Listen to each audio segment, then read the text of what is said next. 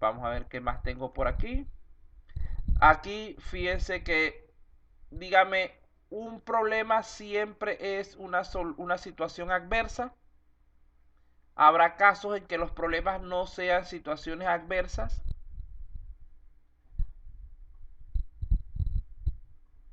Aló,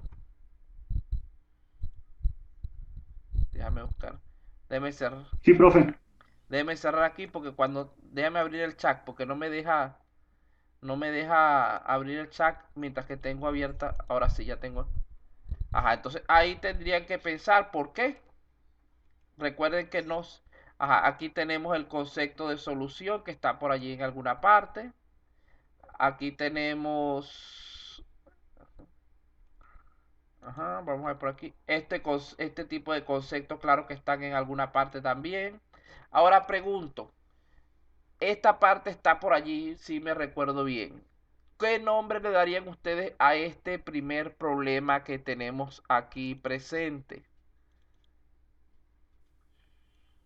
De comunicación, profe. Ah, no, es un problema de comunicación, pero ¿cómo lo podríamos nombrar? ¿Cómo lo podríamos un poquito más específico? Vean que se está presentando problemas de comunicación entre esas personas, pero ¿qué tipo de problema es?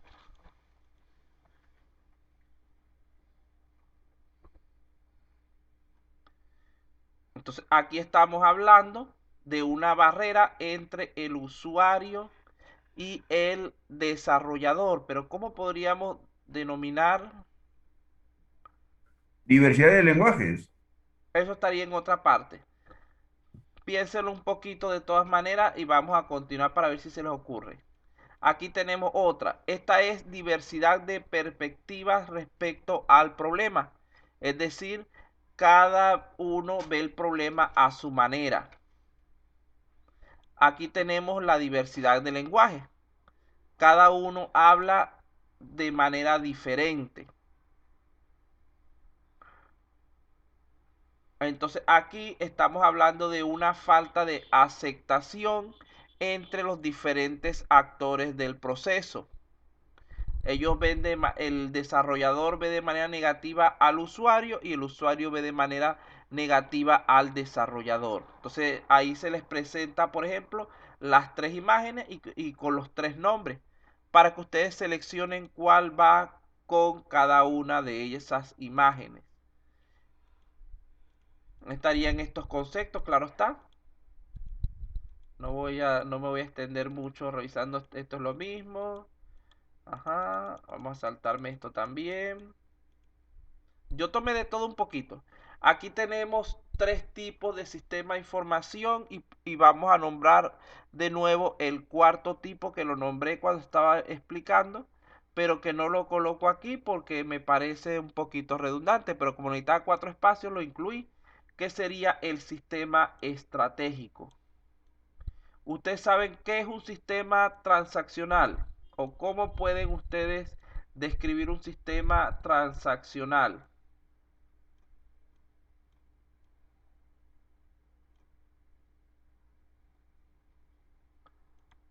¿Qué sería para ustedes un sistema transaccional? Que recibe y entrega información. Todos los sistemas de información reciben datos y entregan información. ¿Cuál es la diferencia? Para el transaccional son... Realiza operaciones. Ah, dígame, repítame que no lo oí. Ejecuta o realiza operaciones. Todos realizan operaciones. La diferencia en este caso es la siguiente. Aquí está, se me fue. El transaccional tiene muchas operaciones, mucho volumen de información, es decir, muchos cambios en los datos, pero sus cálculos son simples, es decir, tiene pocos cálculos. Sí. Ustedes saben que el ejemplo de transaccional son las tiendas tipo Totus, donde ellos tienen miles de operaciones al día, pero esas operaciones mayormente son sumas multiplicaciones y porcentajes. No pasan en cuanto a complejidad de allí. En cambio, el gerencial tiene pocas operaciones, pero tiene cálculos más complejos. Y el experto tiene pocas operaciones, pero son los cálculos más complejos de todos, ya que busca emular el pensamiento humano. El estratégico, entonces, ¿dónde cae en todo esto? Un sistema estratégico es aquel que busca brindarle una ventaja competitiva a la empresa.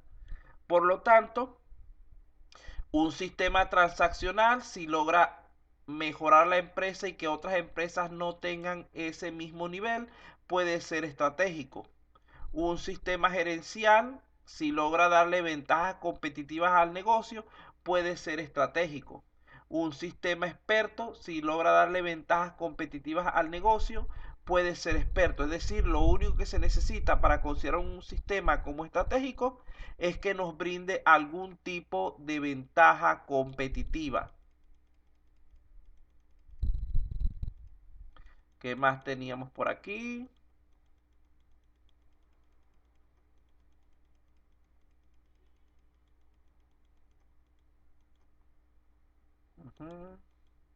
Deben estar claros con estas definiciones, porque yo pregunto las definiciones de los 4 tipos de sistemas para que las emparejen unas con otras: transaccional, gerencial, experto y estratégico.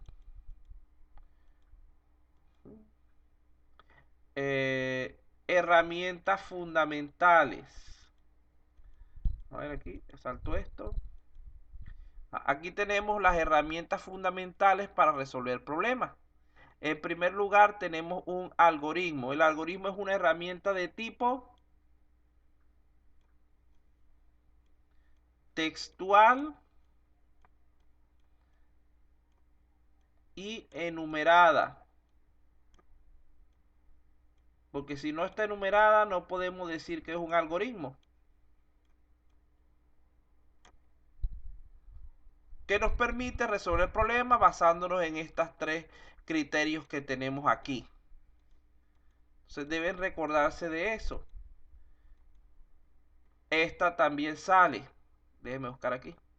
Esta es otra cosa que también está presente, las características de un algoritmo. ¿Cuándo decimos que un algoritmo es preciso? ¿O por qué o cómo decimos que un algoritmo logra ser preciso? Cuando, diga. Bueno, solo Cuando ahí, debe indicar con claridad.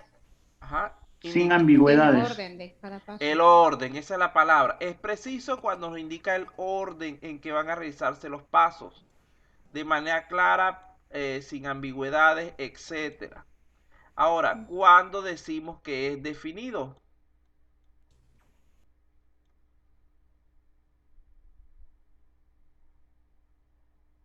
Cuando ejecuta y debe generar los mismos datos de salida. Exactamente, cuando ingresamos un grupo de datos, si son los mismos datos, siempre deberíamos tener el mismo resultado.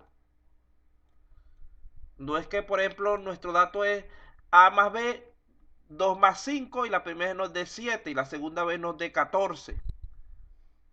Eso sería un error. Entonces, él es definido porque una misma entrada genera la misma salida siempre. Cuando decimos que un algoritmo es finito. Que en algún momento tiene fin. Que En debe algún momento terminar debe terminar. sí, debe terminar en algún momento. Un número limitado de pasos. Entonces, ahí decimos que debe terminar en algún momento. Cuando decimos que un algoritmo es detallado. Cuando debe incluir pasos suficientes para la correcta solución del problema. Ajá. Este tiene por ahí copiado exactamente como lo di yo al pie de la letra. Está bien. Entonces tiene pasos suficientes. No nos falta ningún elemento. ¿Se recuerdan cuando les daba el ejemplo, por ejemplo, de ducharse y después salir a la calle? Omitió el paso de vestirse y no hubo el resultado correcto. Pasos suficientes. No debe omitir ningún paso necesario. Y cuando decimos que debe ser claro, ¿por qué decimos?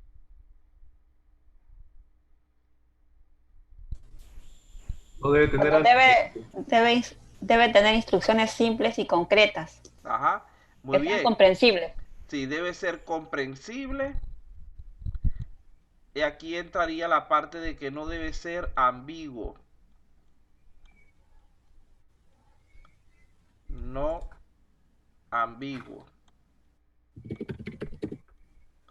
Entonces, esos conceptos están por allí en su examen para que ustedes los contesten, los emparejen unos con otros. Vean que a veces uno puede parecerse al otro. Aquí me dijeron ambiguo cuando hablamos de preciso. Y el preciso no tenía que ver con ambiguo, sino con enumerado, con organizado. Entonces deben estar pendientes con los conceptos porque recuerden que la corrección no la hago yo manualmente, la hace el sistema de manera automatizada. Y si escogen la opción incorrecta van a perder puntos.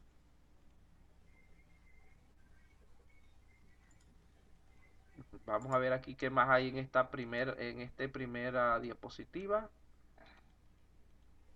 Esto es un ejemplo. No, yo no puse ejemplos. El examen no hay espacio para... creo que esta también la puse. Porque es importante ordenar correctamente los pasos. Porque si no podemos obtener resultados incorrectos o indeseados. Allí tenemos, sería como primero vestirse y después ducharse. El resultado no es el que nosotros esperábamos, el que nosotros queríamos, porque estamos dos oportunidades, sí, una hora hasta el día 10. 10 preguntas. ¿Qué paso si omitimos algún paso? Nuevamente, la respuesta sería, podemos obtener resultados no deseados o inesperados. Esto no, entradas, esto no, esto no, esto no. Ajá, por aquí, esto es menos. Ajá, que es una tabla de decisión, ese es un conceptico que claro que tiene que ir. Ujú. Conjunción, difusión, negación, exclusión. Ajá. Aquí tienen un ejemplo de tabla de decisión. ¿Qué era lo que iba por aquí de tabla de decisión? Déjenme recordarme. Definición de estos conceptos, que es una matriz, que es la matriz de condiciones, que son las reglas de condiciones, que son las reglas de acciones, que son las reglas de acción. Aquí podemos cambiar la palabra reglas por casos, que es un término más adecuado.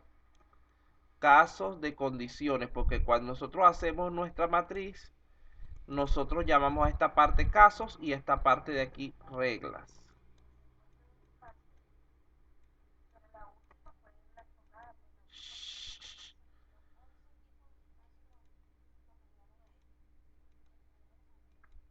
Ajá.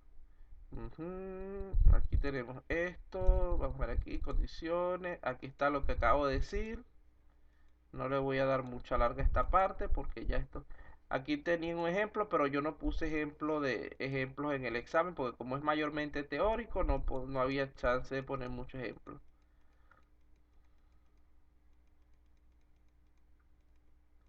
Vamos a saltarme todo este ejemplo, que era bastante largo, pero la idea era que se trataba de entender lo que se quería hacer. Ajá. Aquí, por ejemplo, esto sí creo que era algo. Esto es cuántos casos se iban a tener que generar en base a la cantidad de condiciones planteadas. Por ejemplo, si yo tengo 3 condiciones, ¿cuántos casos debería generar?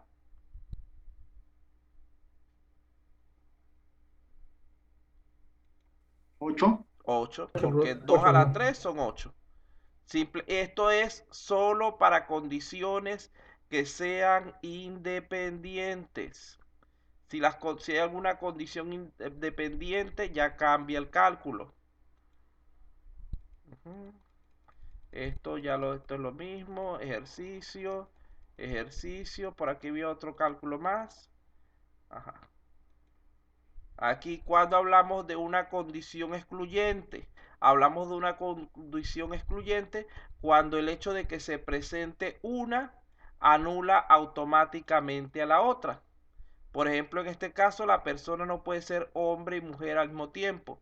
No hay un tercer sexo establecido. Igualmente aquí, vean que cuáles serían las condiciones excluyentes en ese caso. Dígamelo por color. ¿Cuáles son las condiciones que se excluyen entre sí? Dígalo por color o por número. Vamos a colocarle el número que a usted le gusta más responder por número. 1, 2 y 3.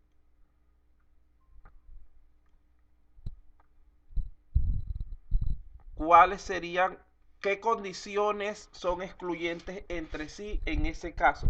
Tienen tres condiciones. ¿Cuáles serían excluyentes entre sí?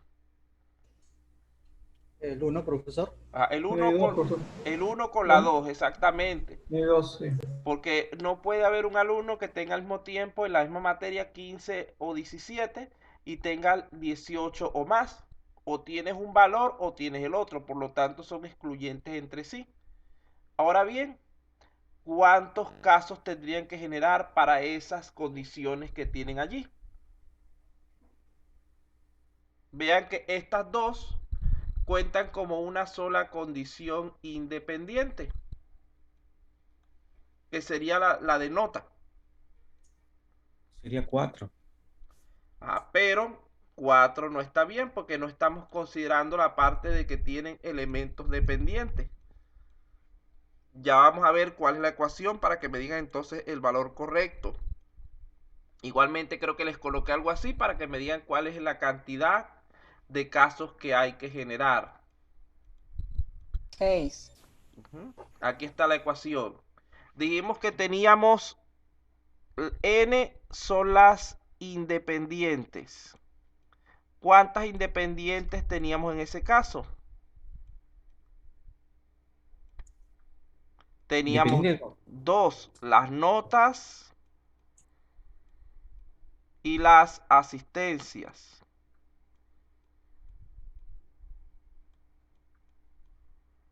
¿De acuerdo? Ahora, ¿cuántas condiciones dependientes, que sería la M,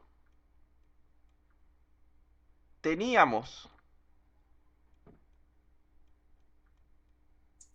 También 2. También dos. Esas dos eran el rango 1, que era de 15 a 17.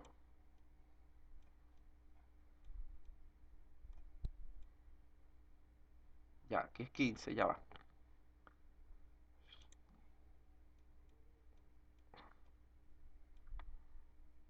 Dije algo y escribí otra cosa. De 15 a 17. Y el rango 2, que era de 18 a 20. Ahora, en base a eso, ¿cuántos casos vamos a generar? X es el número de casos.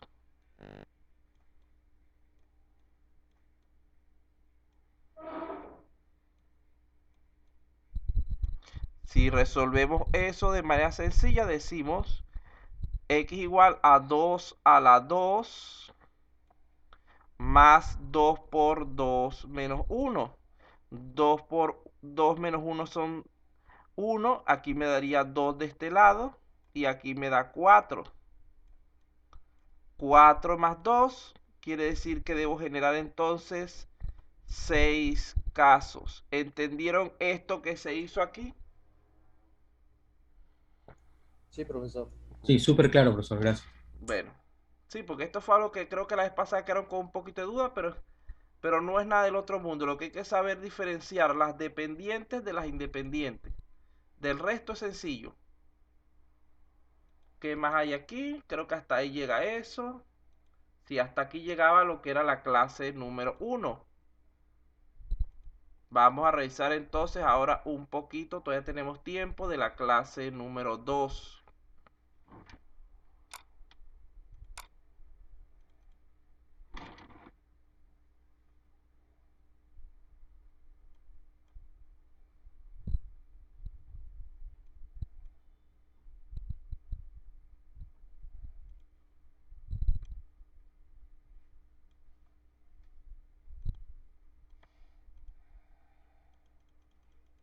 Esto es resumen del anterior, lo voy a saltar.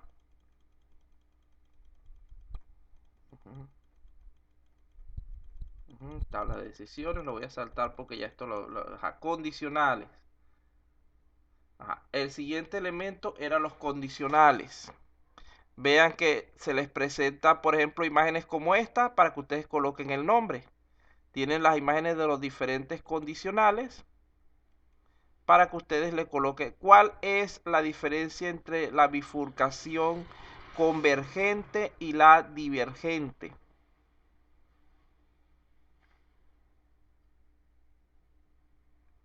Ahí lo tienen a simple vista. Podemos añadir aquí si quieren para que les quede más claro la palabra fin.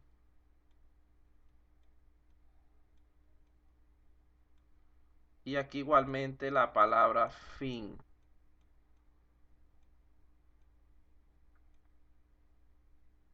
Dígame qué ven que sucede entre la convergente y la divergente. En la convergente hay un punto común, hay un proceso común, ¿no? Eso, la convergente, después de que se separan en el condicional, vuelven a unirse en algún punto antes del final. En cambio, en la divergente nunca vuelven a unirse, sino que llegan en algún momento hasta el final sin haberse vuelto a unir. Vean que ahí habíamos hablado de un ejemplo, por ejemplo, de un estudiante. Aquí está. Supongamos que tenemos a Pedro y a María que estudiaban en el mismo curso y se enamoraron, etc. Y resulta ser que a Pedro y María, a Pedro reprobó el curso y quedó en el ciclo anterior. Tiene que volver a ver esa asignatura. Mientras que María aprobó su curso. Entonces vean que si es convergente, ellos vuelven a encontrarse en algún momento cuando van a buscar las notas. Si fuera divergente, ella iría hacia su próximo curso.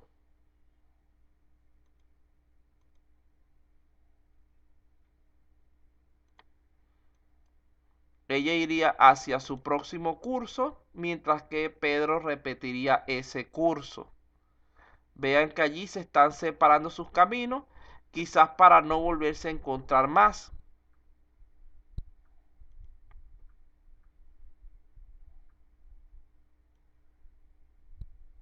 Vamos a ver qué más tenemos aquí. Entonces, esa es la diferencia entre convergente y divergente. En el convergente se separan en cierto momento, pero se vuelven a unir antes del final. En el divergente se separan en algún momento y no vuelven a unirse nunca. Termina la aplicación y no se unieron. Aquí tendremos un condicional anidado. Aquí tenemos uno múltiple.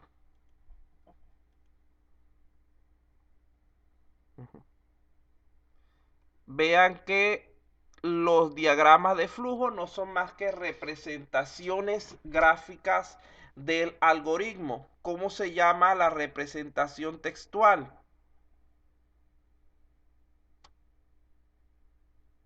Pseudocódigo. Pseudocódigo, exactamente.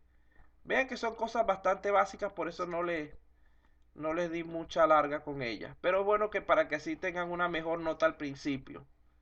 Entonces, este diagrama de flujo convencional que nosotros usamos es el diagrama de simbología ANSI, donde se utilizan ciertos elementos, ciertos símbolos conocidos por nosotros desde hace bastante tiempo, que serían estos que tenemos aquí. Tenemos el óvalo, que es inicio y fin, no es redondo, es óvalo, tampoco es un rectángulo o un cuadrado. Tenemos el paralelogramo, que significa entrada o salida de datos.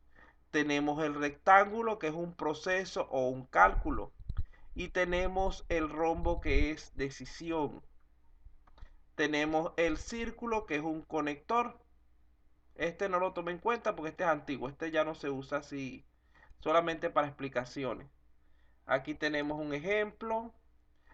Aquí tenemos 4 cosas importantes que debemos tomar en cuenta para la construcción de buenos diagramas de flujo.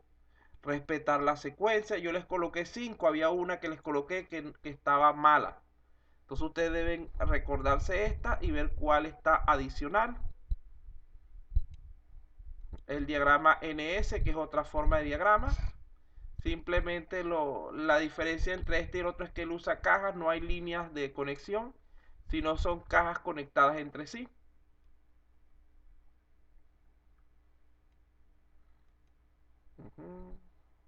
P6 no, porque no les puse nada de P6. Aquí deben recordarse, no lo puse, pero deben recordarse que si ustedes generan un diagrama, por ejemplo, un pseudocódigo, él automáticamente le genera el ANSI y el NS, y viceversa. Si generan el ANSI, él le genera los otros dos. Estos son recomendaciones. Aquí no, aquí sí. Ya a partir de aquí sí. Aquí tenemos la definición de sistema experto, que va fija. Aquí tenemos las diferentes ramas de la inteligencia artificial, donde deben recordar que los sistemas expertos forman parte de cada una de ellas. ¿Qué quiere decir? Que nosotros, para crear un robot, debemos utilizar un sistema experto en combinación con un cuerpo robótico. Para demostrar teoremas debemos utilizar un componente del sistema experto. Para la visión artificial debemos utilizar un componente. Todos y cada uno de estas ramas de la inteligencia artificial requieren de la presencia de un componente de tipo experto para poder dotar a ese sistema de esa, vamos a decirlo así, valga la redundancia, de esa inteligencia que queremos darle.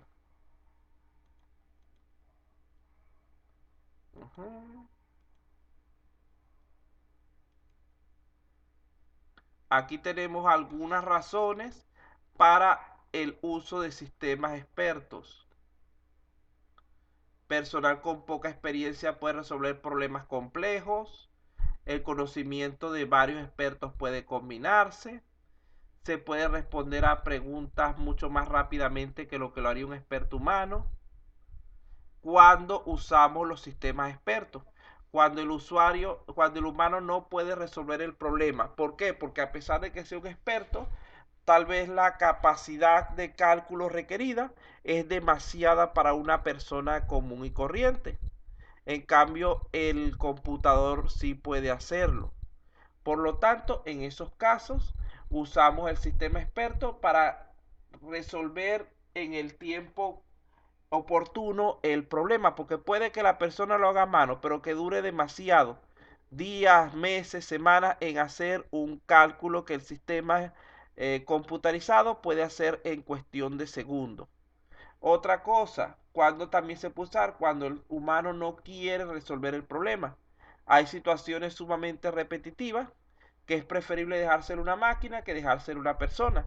Recuerden que cuando la persona está aburrida, fastidiada del trabajo, va a tender a cometer errores. Cuando el humano no debe resolver el problema. Sobre todo estas son situaciones donde se pone en riesgo la vida de las personas. Vean que, por ejemplo, supongamos esos sistemas de robots que desarman bombas. En ese caso es preferible usar ese pequeño experto, que si la bomba explota se pierde el robot, en vez de arriesgar una vida humana. Cuando el ahorro es significativo. Aquí está con la parte económica, que esto no necesitaría gran explicación. Cuando nos sale más barato usar un sistema experto que un experto humano. Hablamos de la prueba de Turing. La prueba de Turing consiste simplemente que tenemos una persona que está recibiendo respuestas de texto tanto de un humano como de una máquina, y el computador debe tratar de que esa persona piense que él es una persona.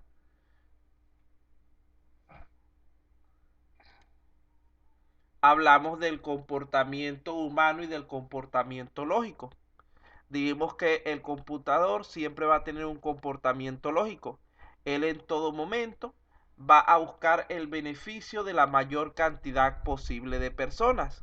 Mientras que en el caso del humano esto no necesariamente tiene por qué ser siempre así. Dijimos como ejemplo el caso de una bomba. Estamos en una habitación donde nos dicen que hay dos botones, uno rojo y uno verde. Si presiono el botón verde, explota la habitación donde yo me encuentro.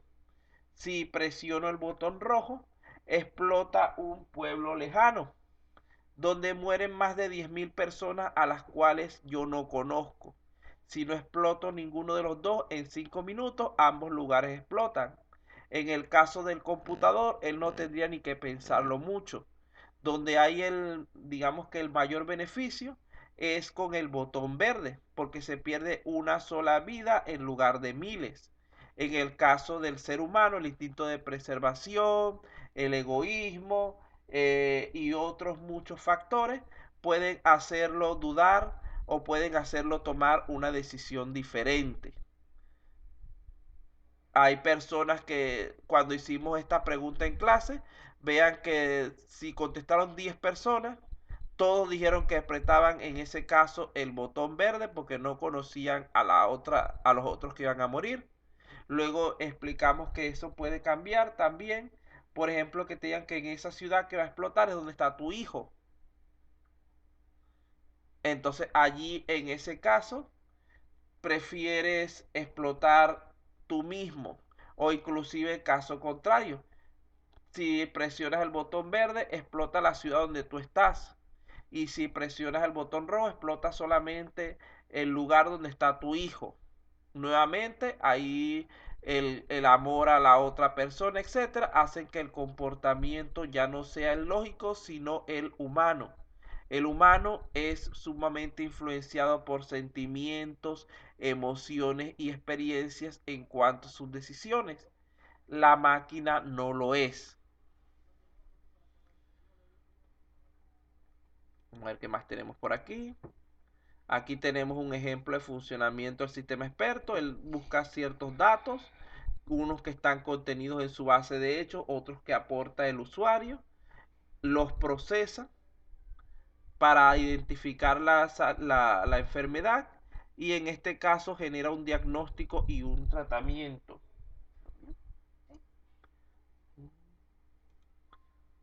Aquí tenemos los tipos, esto sí va, tipos de sistemas expertos. Recuerden que el probabilístico también se le llama estocástico, que creo que coloqué como estocástico en el examen. Esta es la otra manera. No, porque digamos que estoy diciendo la mitad de las preguntas nada más. Estoy repitiendo toda la explicación. Entonces recuerden que la palabra sistema probabilístico y sistema estocástico es lo mismo. Al igual que determinístico o basado en regla es lo mismo. ¿En qué se diferencia? En que este primero no usa la incertidumbre y el otro sí. ¿Qué tenemos más por aquí? Tenemos que un sistema experto están presentes al menos 3 componentes diferentes. 2 de tipo humano, que serían el experto y el usuario, y uno de tipo máquina, que es el computador donde está el motor de inferencia. Aquí tenemos entonces descrito los diferentes elementos que conforman la arquitectura básica de un sistema experto. Aquí tenemos el componente humano, el experto que aporta el conocimiento y el usuario que lo necesita. Tenemos la máquina que se encarga de su procesamiento. Pero como es imposible que este experto se comunique directamente con la máquina, hace falta una interfaz que permita dicho proceso de transferencia del conocimiento, que es a lo que llamamos el módulo de adquisición. Vean que este módulo de adquisición es unidireccional. ¿Qué quiere decir? El experto va aportando información que es almacenada por el sistema. En el caso del usuario, la interfaz es bidireccional porque primero el usuario aporta los datos de su caso específico y luego el sistema, una vez que los ha procesado,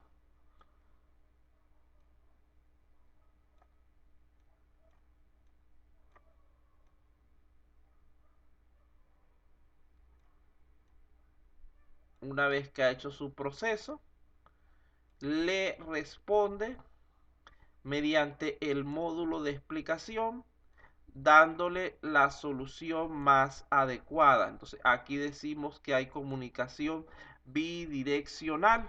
Deben recordar eso porque creo que fue algo también que puse por allí interesante. Vamos a revisar el 3, que tenemos tiempo.